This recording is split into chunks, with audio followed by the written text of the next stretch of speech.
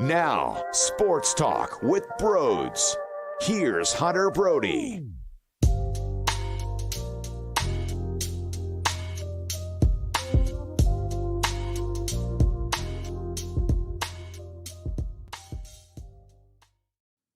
What is going on, everybody? Welcome on into Sports Talk with Broads. I don't know if you knew this or not, but last night when I recorded the instant reaction of the Phillies making the World Series, I was on 1,000. I was going bonkers. I thought today maybe we would have more of a calmer approach. If you think I can handle that, I don't really know. I'm going to be honest, once we start talking about Bryce Harper again, once we start talking about Kyle Schwarber and how he had an RBI in the first 4 games of this series, none in Game 5, but oh, by the way, he walked 3 times. Once we start breaking this bad boy down, it might just organically get there again. But I'm so damn pumped up thinking about what this series is going to be about that starts Friday in Houston. And I kept asking the question in yesterday's show, how did we get here? And I wasn't actually looking for an answer, but the more and more you think about it, it's pretty bizarre.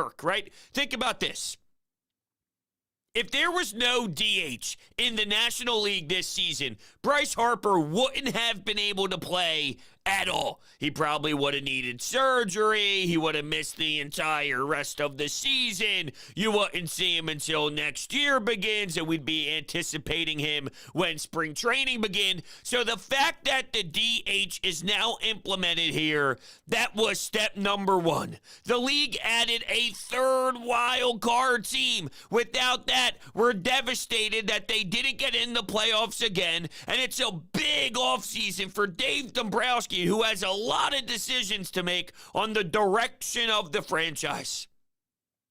We don't know about playoff Rhys Hoskins, which is outstanding, by the way, which is amazing, by the way, which is mind-blowing takeover game status is Rhys Hoskins. But we would have never known, because you would have never had an at-bat in the playoffs with the big offseason between Scott Boras and John Middleton. Now I think it's a no-brainer that John Middleton opens up the checkbook, because you can see how excited he is, and you can see the vision that he has in his eyes. The way he's looking at Bryce Harper before they hug. The way he's giving the trophy out to the people so they can experience it too. I'm not surprised at all that I'm now starting to wonder if Rhys Hoskins is here long term. But we would have never known that. We would have been bitching that Gene Segura doesn't know how to get there. It's just wild. Rhys Hoskins doesn't know how to get there. Aaron Nola. He's been big balls Nola. He had a last tough start, but I don't anticipate him doing that again. He's been sharp. My point is, we would never know. The Brewers have no backbone. That factors into how they're here, whether you like it or not. I'm not excited to bring that point up. I'm not in love with that point, but it's reality. I can't ignore something that legitimately happened in the season. When the Phillies kept failing and the Phillies kept losing, the Brewers had zero toughness. They couldn't come together and rally the troops to put themselves in a position to go get into the postseason. If it's a different team, maybe they do. But that's why I felt the Phillies would back in. Less about the Phillies taking control, less about what the Phillies were doing. I just knew that that Brewers team was a disaster and they couldn't figure it the hell out.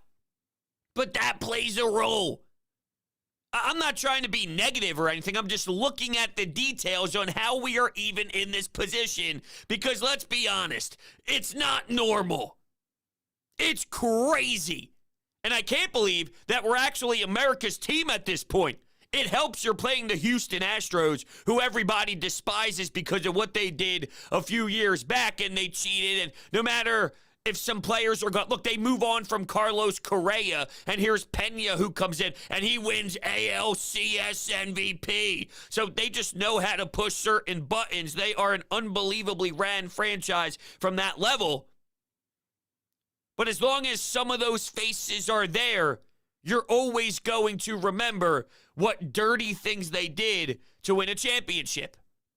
Nobody wants them to succeed, but it's just weird because a lot of fans don't like us. Who wants to see Philadelphia from the outside? Because trust me, yes, me, I want to see Philadelphia win everything. Everything. What's that? The Union play this weekend? Give me the Union. Give me the MLS. That's right, I watched their playoff game the other day. That's right, I didn't watch one regular season game, but when it gets big and the moments get loud, and what is it called down there in Chester, PA? Is it Subaru Park? Is that what it's called? I'm going to feel like a terrible person if that's not what it is. Okay, Subaru Park. All right, I'm right on the money. I shouldn't have questioned myself. Outsiders looking in, though, they don't want to see us. We're brutal. We're hard to watch. We're assholes. We're flooding the streets. People don't like it. But when it's the underdog story to this level, everyone loves the Cinderella. When the St. Louis Blues were awful midway through the season, and then they go on a run and win the Stanley Cup, everybody loves that stuff. And maybe the fact that there's this new look at Bryce Harper, too. Because back in the day, he was the pest. He was immature. He thought he was some big shot. That was the narrative. He did do some things that were more immature than now, but now he's a polished pro. We hear him every day. But the national attention isn't there. Nobody listens in to Bryce Harper in the clubhouse, game 52 against the Arizona Diamondbacks when they win 6-1 or if they lose 5-3. You don't hear the journey throughout all those months and through the summer days of hearing him give cliche answers and all that. But you don't hear the polished pro. When you have the national attention and the national press conferences day in and day out, you start to learn a bit more about the guy. I think other fans are starting to realize that, packaging that up with playing the Houston Astros and playing the way this Phillies team is, which is you were the underdog, you weren't supposed to be here, the craziness in the fans. I think it's appealing. It's just weird to be appealing because nobody ever roots for us to have success. It seems like everyone except for Houston is throwing up those red rally towels and flying them in the air and waving them nonstop, which is pretty incredible. But not only was it the three details I mentioned in the DH, the wild card spot, the Brewers not having a backbone, they did it without Bryce Harper for a good chunk. You see how special that guy is, right? We'll talk about that 1-2 changeup more. Trust me, I have a whole section right here in my notes on how ridiculous that sequence really was. Still can't get over it. Losing sleep because of it, but that's okay. There are certain things in my life that I will accept is absolutely phenomenal to lose sleep over. And Bryce Harper watching a 1-2 changeup that was definitely on the plane of thinking it could be in the strike zone, but he held off. I don't know how. I'll take that. Trust me, if I'm not okay the next morning, which I will be okay because all I have to do is go watch the extended highlights again and drink my cup of coffee, and now we're rocking. I'll be all right, though. Nick Maton, Alec Boehm, Kyle Schwarber had a month. JT Realmuto went on a tear. His OPS was shining late. When he was going through that juicy run for JT, his numbers were just laughable. Speaking of numbers that are laughable, Bryce Harper, a 1 dot in the postseason, 1.351 OPS. It doesn't even make sense. He hasn't had the taste yet. He hasn't been able to taste this yet. And it's easy for him. It just comes so natural.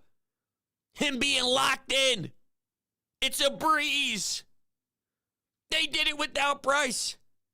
And that ninth inning in St. Louis, that could have changed it all. You go down 1-0, you're on the road, you're in Busch. Now you have to win 2 in a row. Not impossible. But think about how that changes everything. They were down 2-0 in the ninth inning. And if you don't remember exactly what happened, don't worry. I got you. Rhys Hoskins strikes out. It was the 9th inning with 1 out. JT Realmuto gets a hit. Bryce Harper walks. Nick Castellanos walks. Alec Bohm is at the plate. He gets hit by a pitch, and that scores a run.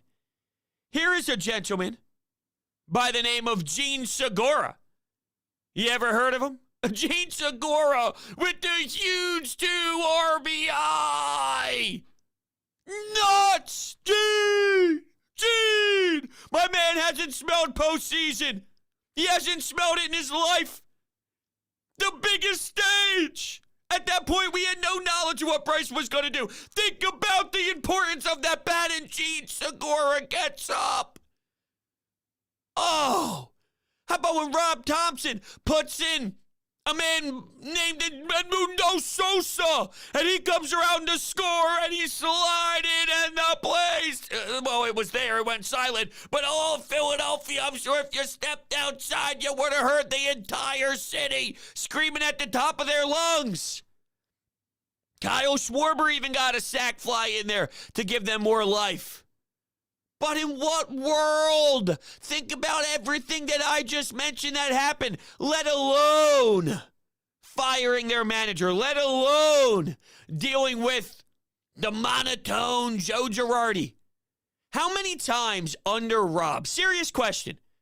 Because I could think of maybe one. And I don't even specifically remember exactly what it was.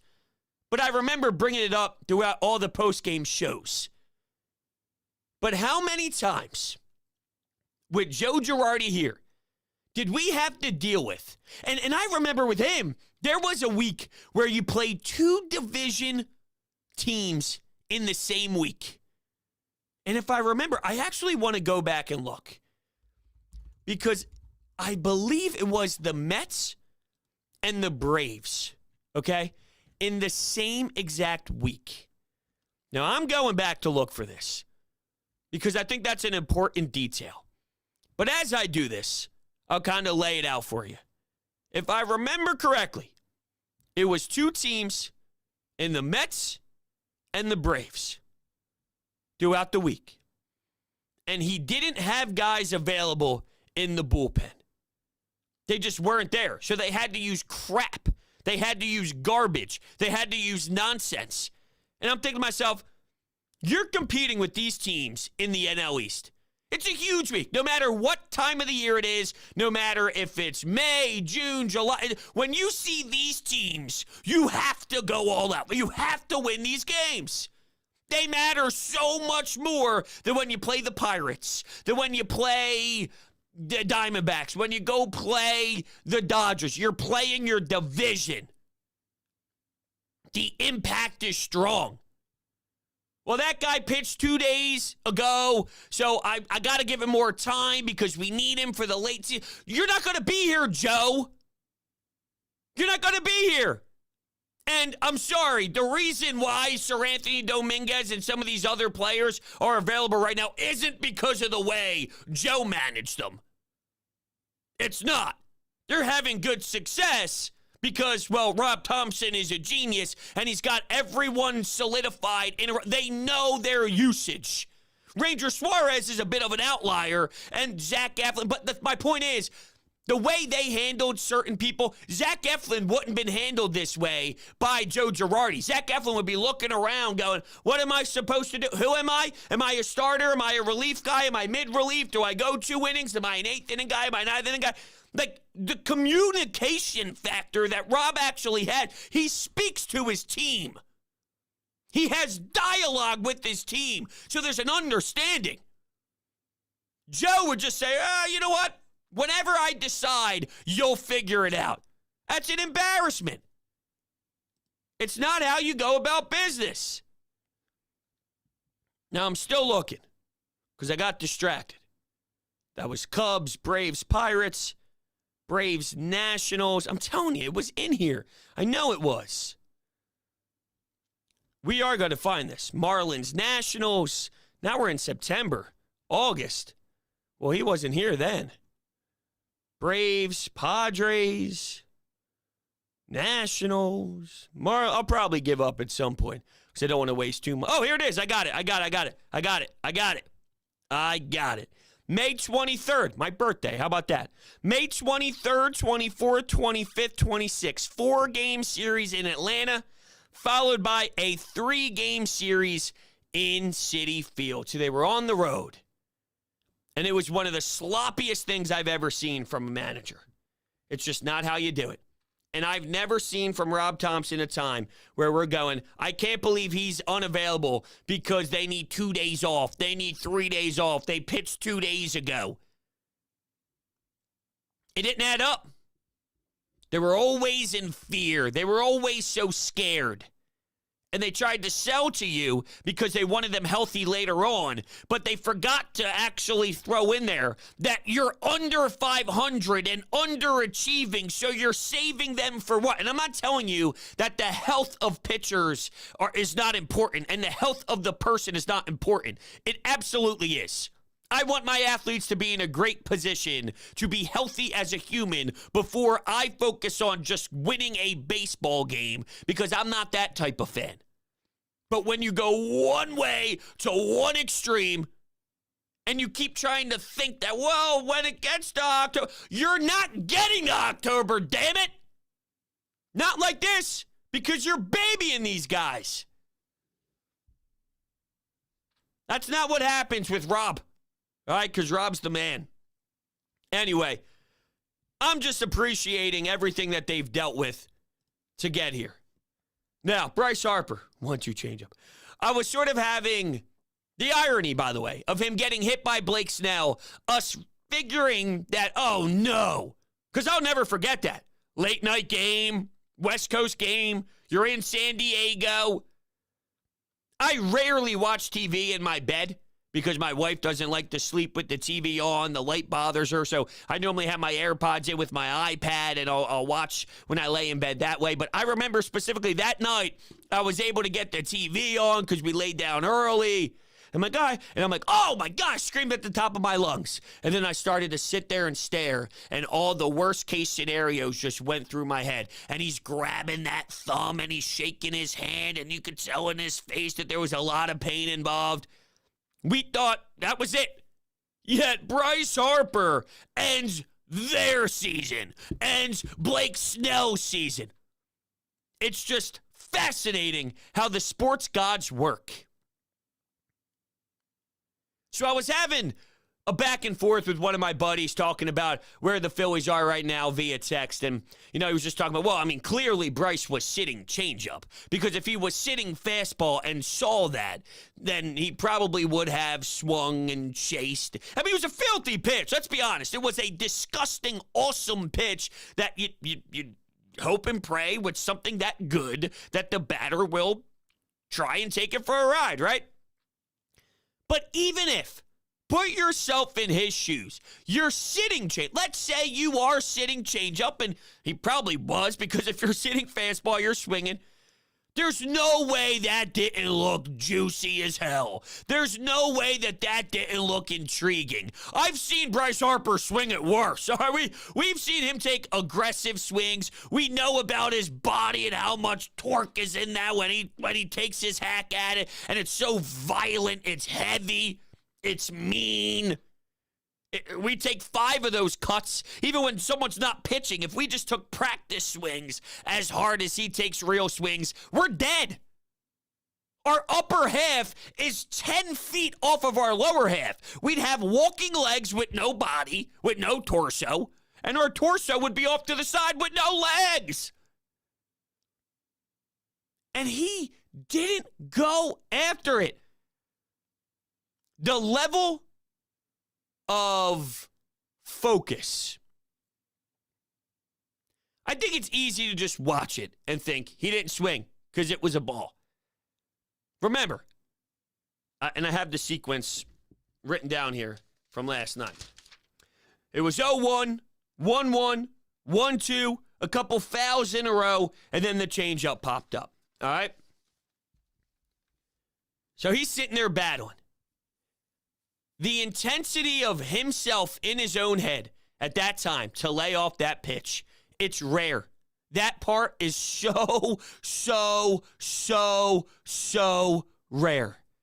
I think 99% of batters, even the best in the entire game, swing at that pitch most times. The rarity of where he was in his own head to lay off of that pitch is just incredible. And I don't know if words really tell the full story on it, how hard it really was. Because that pitch, it was sexy. It looked like it was going to be one that you could murder. And he was able to hold off. I can't wrap my head around it. And I also, if I'm the manager of the Padres, I can't wrap my head around that piss-poor decision to not go to Josh Hader. So what they're trying to say is, when you look of not making the move, it's not as if Suarez was a guy that gave up any home runs to lefties. Okay, I think you were in a fine position. Just based off of what he did that year for the Padres, you're in a fine position. It's not a disaster to have him on the mound against Bryce Harper. He is one of your better relievers, and he has had success. So he's a fine option. But what is the job of a manager? The job of a manager is to put your team in the best position to succeed. Not a fine one. Hell, not even a good one. Your job isn't to put your team in a good position to win. It's to put them in the best. And Josh Hader was the best. He struck out 8 batters to that point. 8. If you're Josh Hader, how do you sleep at night? And it doesn't really matter what he says publicly, because he's going to give you the cliche answer publicly. It's not about that. It's disgusting. That's what Josh Hader was there to do. And if you lose that way, fine. It's way easier to say, I went down with my best shot. I went down with my top guns. I unloaded the clip. I unloaded everything I had on this game. And that was the difference in Rob Thompson. He was a Game 7 guy all throughout. With the exception of, I think there was a game that he tried to, it was the bullpen game with Falter. And I think what they wanted to set up, and credit to Rob, even though I didn't think they pushed all the right, they could have got there cleaner, and they could have got there smoother. You probably didn't have to start Falter and could have just went with Thor and made similar moves after Thor, which might have cleaned it up. But the head in with Wheeler, with Alvarado, with Sir Anthony in the following game, without using them in the bullpen game, which was the 10-6 game, I thought that was kind of managing in a Game 7 way with a tweak. And I know I'm moving the goalpost a bit, but I think that's reality. I think that's kind of how they went with it. Because if you remember, it was Falter, Brogdon, Bilotti, Hand, Syndergaard, Robertson, Eflin. So you had Wheeler go in the next game with Sir Anthony and Alvarado not being used there. That was part of the plan. But he still pushed aggressive buttons. Probably could have cleaned it up, though, for whatever it's worth. But it's irrelevant at this point because you got in. You got into the World Series. If you're Fernando Tatis Jr., you got to be kicking yourself in the face, no? The Padres are a good team. I think the Phillies are better, especially with how they're playing right now, but I don't think the Padres suck. Beating the Dodgers in a series to get here is a big deal. Now, you can't pretend that's your World Series and then not be able to rise to the game, but I also think it's hard to come here and play. That's the credit to the fans. Do you know how difficult it is in the playoffs? Let's go to the regular season. Do you know how hard it is to win 3 straight games against one team in the regular season at home? Granted, it's not as loud. It's 20,000 people less maybe at times. If there's 35, 36, 34,000 people in a playoff game, you're probably getting 20,000, 18,000, depending if it's a Monday night, it's raining, it's the middle of July, people are down the shore, it's a holiday weekend. I don't know, whatever the case may be, where it's not a holiday weekend. Sometimes those holiday weekends actually get people down to the ballpark. So I know how loud the crowd is makes it that much harder for an opposing team. But regardless of the atmosphere, it's hard to beat a team 3 times in a row when you play in a 3-game series. And I look at game 3, 4, and 5 as a 3-game series at home. And they accomplish that goal. And they win at home because of how everyone who buys the tickets is embracing it. Credit to you guys. Credit to everyone there. I was only able to get down to one of those games. I'm hoping maybe I can figure something out for the World Series here and squeeze with some tickets. But I can't believe it because realistically, logically, I thought 2 or 3. That's why losing game 2 was painful to me. Even after being up 4-0, how do you lose that game? Because now going 2 or 3 is so much different. You can make the argument that maybe them knowing that they let that slip had them focused a bit more, and the emphasis to win all 3 games at home was heavily, heavily discussed, and it was more analyzed, and they were prepared differently because they knew. Maybe.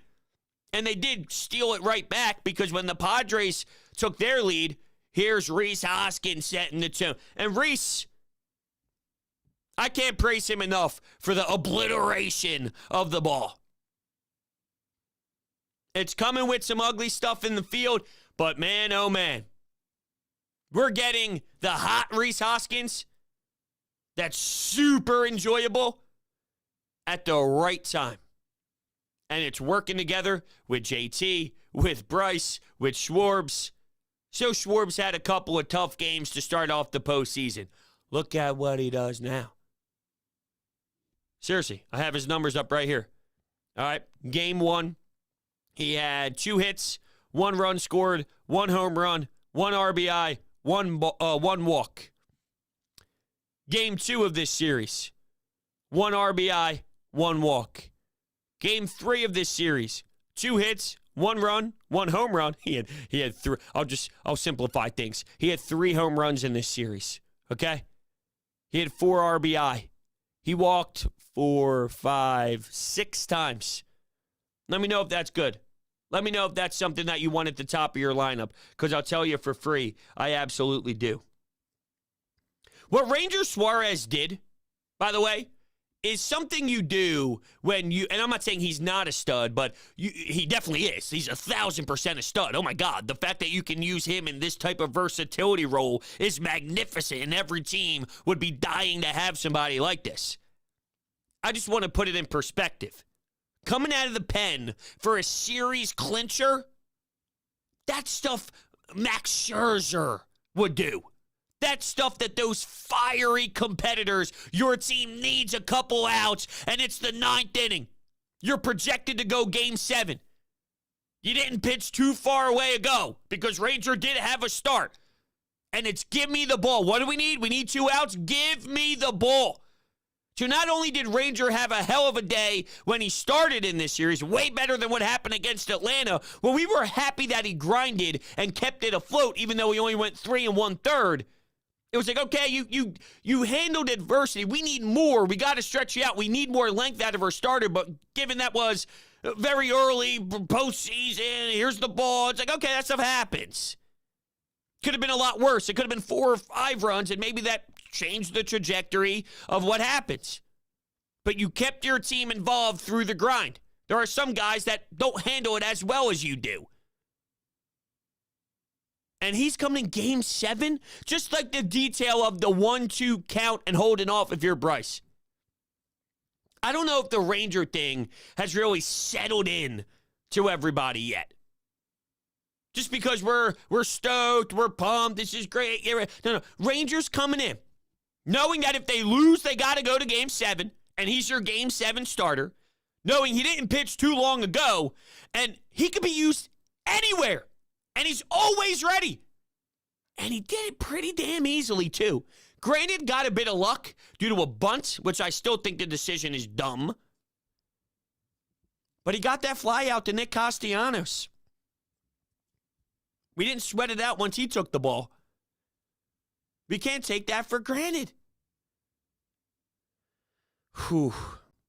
Crazy. Mets fans, you got to watch the Nationals win a championship. You got to watch the Braves win a championship. Now you got to watch the Philadelphia Phillies in the World Series with Zack Wheeler as their ace. How you doing? How's it feel? Probably not good. All right. So, I think we're just going to end it here. I rambled enough where we didn't even need some anytime hotline calls. I had them all piled up in a folder, and I snagged them all from the voicemail box, but I was too pumped, and I wanted to talk. So, there you go. Thank you guys so much. I love you. You're the greatest. You're the best. I love you. We'll be talking soon. I'll catch you on the next one.